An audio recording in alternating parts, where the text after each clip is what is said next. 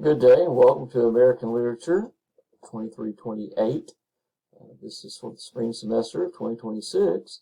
I hope that we're all looking forward to a good semester. I know that I am. My name is James Reed. I am your instructor. You'll see the details. This information gets repeated several times in different places. And I apologize for the repetition, but we're asked to put all this information in all these different locations. I am on the Athens campus. My office is in the Gibbs building, the academic building, A230, second floor then. I'll be in my office more than just the 1 to 3 that's listed here, but I'll try to keep those hours especially reserved so that the online student classes that I have will have a definite time that they will know that I'll be here in the office if they need to contact me in some way. You'll see the phone number is here. And then also my email is there. So again, I'm looking forward to a successful semester. We are going to be looking at American literature. The details will be from the 19th century to current. So we'll be looking at works from the middle of the 1800s until the part of the 21st century. That's what we'll be looking at. You'll see on the left, there's the home page. And again, this is what it looks like. You'll see the announcements are listed here. The syllabus, which is a very useful button. Modules, assignments, grades, library resources. Some of these you will not see. If I show you as a student, this is what it'll look like. There you go, and you'll see these are the ones that you'll have. And so this is the details as we look at in that way. So I'm going to leave the student view and go back to my view. Under the syllabus, you have a link to the actual syllabus, and if you click here, it will open, and you can go through and read it. I'm not going to read it to you, but you can see that the course is a survey of American literature from Civil War to the present. There are different works to look at. I try to choose as many different authors as I can so that you'll get a taste of what it's like for American literature as it grows and develops and moves from the 19th century to the present. It says here spans of literary periods. You'll be looking at different areas, different devices, techniques that distinguish the styles and what we now call the different genres of the writing there. So you can look at that. And then what's really useful about this syllabus tool, you have every assignment listed right here, when it's due, what time it's due, how it comes up, and it also shows you the weight of each of those. So the study questions, you have 2 sets of study questions, 20%. You have 2 essays and an exam, 60%, and then the research paper. And essentially, everything is 20%. The study questions together count 20%. The essays and exams count 20% each, and then the research paper is 20%. So it all adds up to the 100% there. So you have that. You can find your assignments also here, opening up different details there. Find your grades here. The library resources, very useful, especially when it comes time for the research paper. As we get closer to the research paper, I'll show you what you need to use and how you need to use it. The research databases here are really good. You'll see the one called English, so you click on it, and then they show you the ones that you'll be using for your research paper. And then, of course, we have our modules. If you're familiar with Canvas, if you've used it before, you'll know this is what it looks like. The very first thing you have to do is the Student Success Agreement. I'm going to open this one. And again, it's a matter of just clicking. There it is. I'll do the preview for you. And all you have to do is click that button right there and then hit submit it, and you're good. And that's necessary because that shows us that you are in attendance. Let me go back and just read you those details again very quickly. Your completion of this agreement counts as attendance, showing that yes, you have attended the course, and therefore you will not be dropped when it comes census day. If you do not complete the agreement, you'll be considered as not attending, will be dropped at census day, which is 12 days into the course. And you do need to complete this agreement for each course. So you'll have it. I have it set up for you to do within the first week. So hopefully we'll get that taken care of as soon as you possibly can. Again, it's just a matter of clicking a couple of buttons. This is the inclusive access, which is how the textbook is. You'll see that it is listed here under inclusive access, and when you click on it, the book should show, and then you can read it now out of the vital source. And it takes a little while for this to load up. Give it a moment.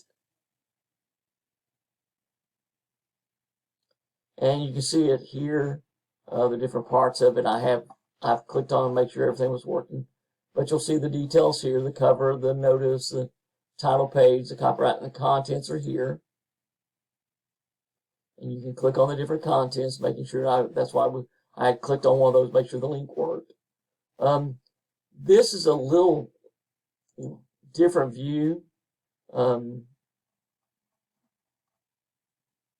And this is one of the reasons, when you try to go through it, you have to click on the next page, and then it looks like that. And then you have some details going down this way, and you just keep going down until you have to click the next page. So I have also set up, though, a more direct link to the textbook. This is directly through Norton. Takes a couple little steps, but you just click here. You have to register with them. I'm already logged in. You'll see that it'll ask you to sign up and log in. And the details look a little different. The screen's a little different.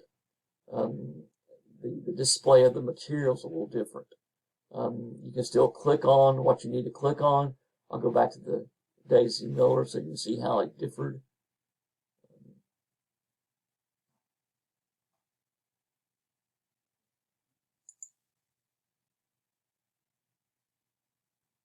Bear with it just a moment.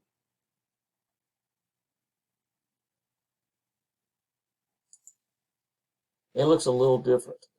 It doesn't have the picture or anything like that. Let's sit down here. You can actually adjust the size of the font on this one. And you can also make some notations on it as well. So this is part of it. That if you want to use that one, you can.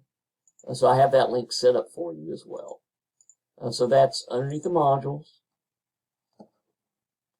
inclusive access, and then textbook and materials tells you how to access course materials, which seems, if you've gotten to this part already, you should have already read this one, but this is how they have it organized. It just tells you how to access course materials, what's available. So you have that one. The book is included in the cost of the course, so you've already paid for access to the book. So inclusive access here. You can also click on it this way. And then I have materials from Norton. They give details about the textbook, just what it's part of the details. And then they have a plan, a study plan that you can look at. And then the next part is an outline approach. Excuse me, let me go back here. We changed out of this. So out of that one, then the next one, writing resources, where these are from Norton, offering you some details such as writing about American literature. Again, when you click on this, it takes you to Norton, which is why I go ahead and have the textbook lined up as well, because you have to register for this one. Again, it's part of it. It doesn't cost any, but gives details about academic writing, what is important about academic writing, how it differs from just more casual writing. As it says here, you should gain a better sense of the scholarly conversation and its dynamics. That becomes an important aspect because you will be writing scholarly papers, not offering casual remarks. And so it goes into some details about how to approach it, what to do. It's very useful in that way. And you have a series of these from Norton about developing your thesis, teaching style, revising. Very useful. This gives you an example of the first paragraph that was written for 23-27, the previous semester. You can see what it looks like here, how a paragraph should look, the idea about the introduction of it, what it looks like incorporating citations, and this just gives you a little comment about that one. So you can get an idea of how the scholarly approach to writing about literature should actually appear. You also have MLA citation guidelines. You will be writing your papers and submitting them in MLA format. They also have videos that you can look at. For instance, where's my thesis? Video from Norton. And you just click on it, and it talks about the thesis statement. You probably already know that the thesis statement is one of the most important aspects of an essay. And so you have those also just as a refresher for you, just as a guide. These are just tools to help you with. Again, also about MLA citations and using quotations. All that is part of this writing resources for you. The Start Here module has welcome, so what I'm doing with this, and it just tells you a little bit about the course, the details of it, and what our goal is, and how we're looking at those. Again, I'm not going to read this to you. I'll let you read all that. But then under the Start Here, again, this is, we have to put a meet your instructor, and so here we go. Here I am again. There's the information about the course and the details and the office, everything that was there previously. Here's your syllabus highlights. Again, this is another link to the syllabus. Again, you click here. It will open up the syllabus, same at the syllabus page. This tells you some of the policies, such as the drop policy, text material, what you can do. You can click on those, get to that. We've already looked at those, and communication methods, if you need to get in touch with me. And then, of course, the course schedule. This shows you, this is taken from the, actually the syllabus, you can look at it there, but this breaks down the units that we're looking at, the readings you have to look at. We are going to be looking at Huckleberry Finn, the novel, so you have some poetry and some short writings earlier to look at. And then you'll have the Adventures of Huckleberry Finn, a novel to read. It's the full novel. Then after that, we have stories, another novel, a short novel, a novella, and some more poetry and some stories by Jack London. And then we have, again, this is Daisy Miller, which is a novella. So you have quite a bit of reading to do, which, in case you're wondering why there are not that many assignments, you have quite a bit of reading that you need to be doing. And I will be posting a few little discussion opportunities for you as well as we go through the semester. Those discussions will be designed to accumulate some extra points for your essays and your exam. Then Unit 4, about the Harlem Renaissance, early part here. And you'll see that all these are tracked to the different volumes. We cover 3 volumes in this one, volume C, D, and E. And so we cover volume C, then we have volume D, and you have a number of poems here to look at. We do quite a bit of poetry in this as it's set up. And in that particular volume, that's what we really focus on. And then in volume D, we have other aspects. Major voices is moving to the 20th century and into the middle of the 20th century. We have some of those major individuals. And then we go into others. We go into longer readings, where you have short stories primarily. And then we get to volume E. That's from 1945 on, so the middle of the 20th century to current. And we have, again, poetry set up, quite a bit of that to look at. And then we have a couple of plays to look at. Streetcar Named Desire, Death of a Salesman. And then it says selected works. If we have time, we're going to look at some other readings. You have an essay due, and we have the research paper, which is going to serve as your final exam. So these readings here take us to the end of the semester, which is why I put selected works in case we have time. I can add what I would like to, but if we run out of time, that way we don't necessarily have to cover something. But you do have your research paper. So again, under the modules, you'll see that they're set up. Let me close that one with Unit 1. And there you have an overview of the unit, which essentially talks a little bit about some of the major figures and details, and what our learning outcomes are. It repeats the readings for you to look at, and what will be expected during that unit. And then also under the unit, and this is set up similarly after the overview, I will have any videos or slide presentations, PowerPoints, other handouts, details, all set up here. And so you have, again, what readings you need to do for Unit 1 are listed again. The next part is a story by Joel Chandler Harris. And again, if you go back and look at the syllabus or look at the course outline, it'll show you that we have, we'll just go to the overview. Look at this one. It'll show you by Joel Chandler Harris. And these pages are only basically 4 pages, very short. And then I have another story there, and that's it's a really good story. It's one that doesn't often get included for Joel Chandler Harris. It's Free Joe and the Rest of the World. It's a good story. And then we have some articles, an article over that story, some other articles about Harris. So I try to put in there some articles over Paul Laurence Dunbar, and then some other details. And this is assigned study questions. That's when these will be assigned. If you click here, it takes you to that assignment. Those study questions are not due during Unit 1, but they get assigned at that time. I also have material from the publisher. This is from Norton. Again, if you look at it, it just gives an overview, some of the key points in bulleted format. Again, you have other details here from the publisher where it just talks about some of the key points. And this is very useful, helping you to get some major ideas and some aspects to it.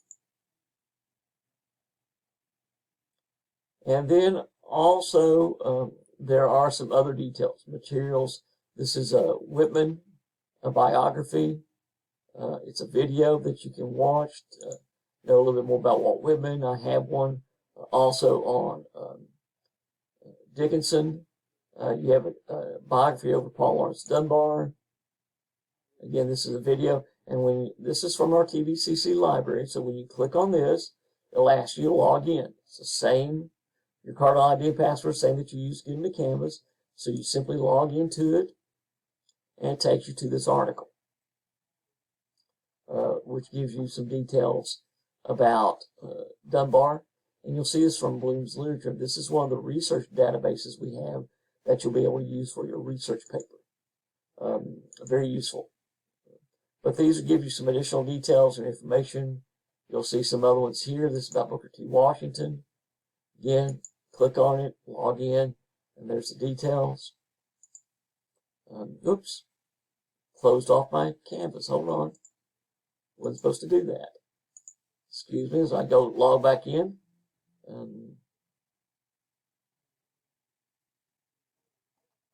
Apologize for that.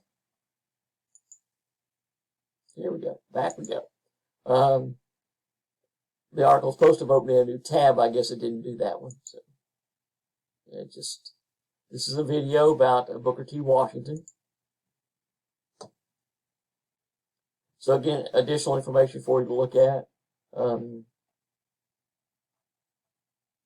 This is an article over Du Bois. I'll open that one in a new tab so I don't close again. W.B. Du Bois, you have his ideas are very influential, very much so. He and Washington are at two extremes almost in the approach. They're very different figures. Again, this is Bloom, Harold Bloom. Again, I'm going to open it in a new tab so I don't close out Canvas. Again, Harold Bloom was a professor at Yale who did quite a bit in covering American literature, but he also, toward the end of his time at Yale, collected essays in a number of different books that wound up being published. And all I can assume was that he decided that his retirement fund from Yale was not going to be sufficient, because there are tens and hundreds of these collected editions that he has. And you'll see that they're over all sorts of figures. This is one called Essayists and Prophets. And it has just different figures here, including Du Bois. And so you have that one to give you some additional information and background, which can be useful for you. And that will complete the module. And at the end of the modules, each one when it ends, you get that to call up, there you go. It just gives you something else. For some of you, you'll recognize this is from the Joel Chandler Harris Brer Rabbit. This is one about Brer Rabbit and the Tar Baby. This is from the Disney, which you don't get to see anymore because of some of the aspects that are part of it. But there you go. Got to be moving on after that one, and you move into Unit 2. And Unit 2 focuses strictly on Huck Finn. So you have the background on that one, where you have a little bit about Mark Twain, learning outcomes for this particular one, where you need to read, what you need to look at. All that is available, telling you where they are. And then you have a video lecture that I have already recorded about Huck Finn. And then you have another one from Dr. Mark Baldwin, where he discusses Huck Finn. Here shows you the readings. Again, just let you know what they are. And then details. It's a critical article. Additional reading for you. And again, you click on this, and it takes you to this critical article about Huck Finn. It's a very detailed one. It takes you chapter by chapter, literally. You'll see that, there it is, chapter. So it's very useful because it does take you through the entire book to help you understand some of the key points by chapters. And then there are your study questions. That's an assignment here. And then you have a video about Huck Finn and why it matters. And so then, Unit 2 is complete. There it is. Jim and Huck on the raft as they're sailing off. So when Unit 2 finishes, you move to Unit 3. And again, there's an overview. So about some of the major figures, some of the major points. Then also underneath, again, as it's all set up, where you have the overview, slide presentation notes, and lecture videos. Here's a lecture that is already recorded over Daisy Miller in 2 parts. And then this is an article about The Awakening by Chopin. It gives you some notes. I have your assignment here about your first major essay is assigned. And then some material from the publisher and some other sources, where it gives you some other background information, in particular about Jack London. With Unit 4, we move to the Harlem Renaissance. Again, overview, where it tries to present some of these major details, who these figures are, some of the key points about it.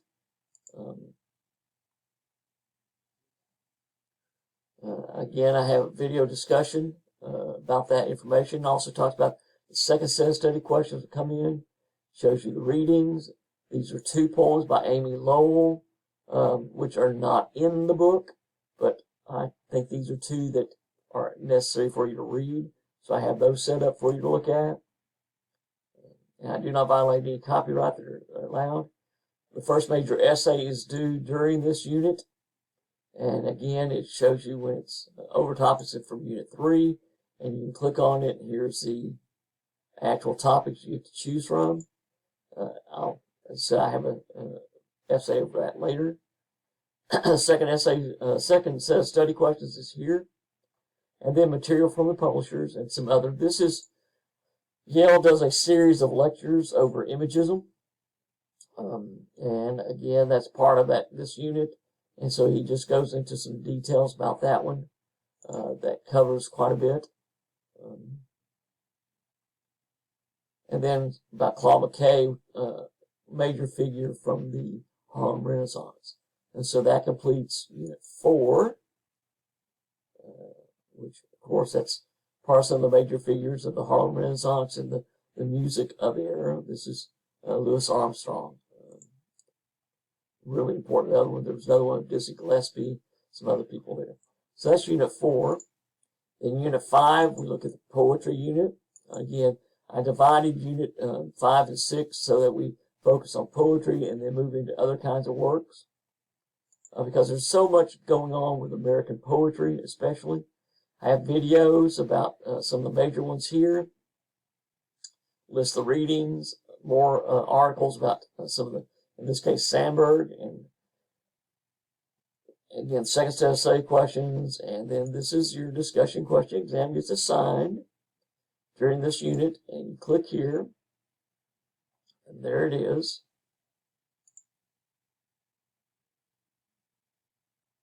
And then we have some videos over some of the other ones. And so that finishes out Unit 5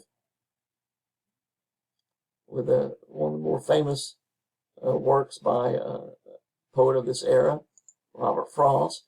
Then we have fiction, and again, number of different figures here. That's why I separated this out into different ones. So we have Hemingway, and Fitzgerald, and Faulkner, Steinbeck. All these are important figures.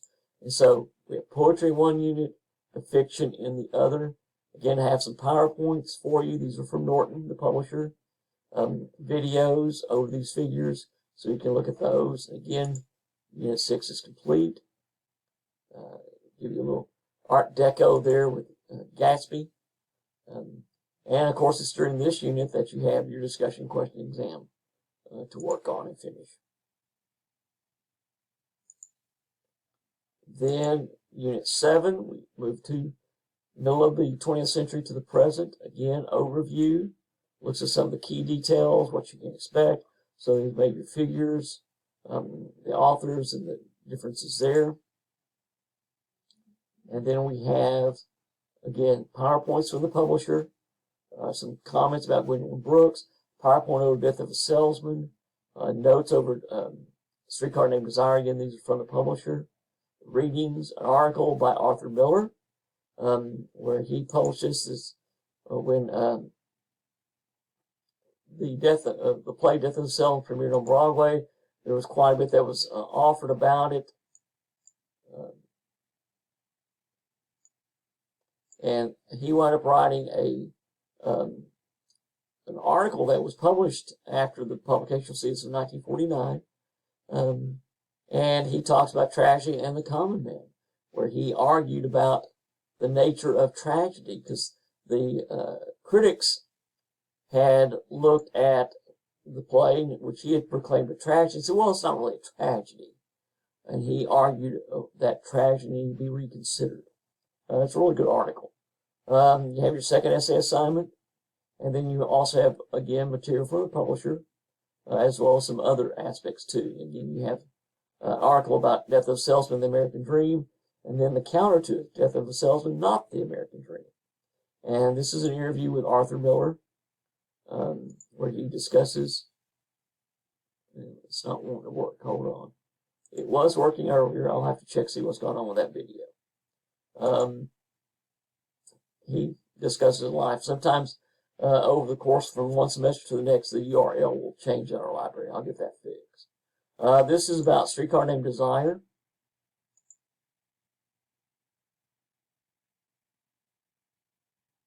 Bear with us as it's trying to open it.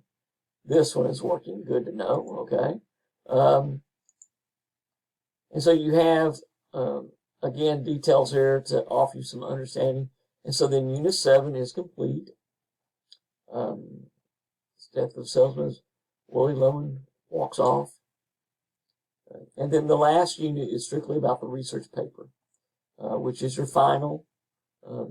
And again, in this unit, it just talks about the learning outcomes for a research paper, what you're expected to do. It gives you an example research paper. This is from 2327 with the first half of American Lib. So it's a little different. I'll have this video discussion updated for you. And then the research paper itself is here. And it just tells you what is expected, what your topics may be. You have a choice of 3. You'll notice that it ties into the units throughout the semester. And again, what you're asked to do is to work on it, and you'll open up earlier. And then, of course, we have, once that research paper is submitted, you are through with American literature for the spring semester. So I have it laid out, hopefully, in what seems to be a logical pattern. The links earlier to the essays take you to these assignments here. I do have an example essay for the second assignment, example paragraph, so you can see how scholarly writing is part of it. Discussion question exam is here, and again, the link is up earlier as well. So you have everything laid out for you. Please make sure you do the student success agreement early. The syllabus tab over here is highly useful because, again, it lays out the entire course schedule for you with all the different assignments when they're due. And if you just click on this, it takes you to it immediately. For instance, if I click on this one, there is the second major essay assignment. So again, that's one of the most useful tabs that we have at Canvas. The modules, again, are laid out in similar pattern. Each one will always have an overview. They'll have slide presentation notes and lecture videos if any are available. They'll have the assignment and readings for that particular unit. You'll see the assignment. And then any materials on the publisher or additional materials that I think you might find useful will be listed. So every unit is laid out in similar fashion. So again, I'm looking forward to a very good semester. I always enjoy teaching American literature. It's something that I'm passionate about. And I will be posting some other details as we go through. As we move along, I'll get fresh comments for you available. Again, welcome to American Literature 2328 for the spring of 2026. And I'm looking forward to a very good semester.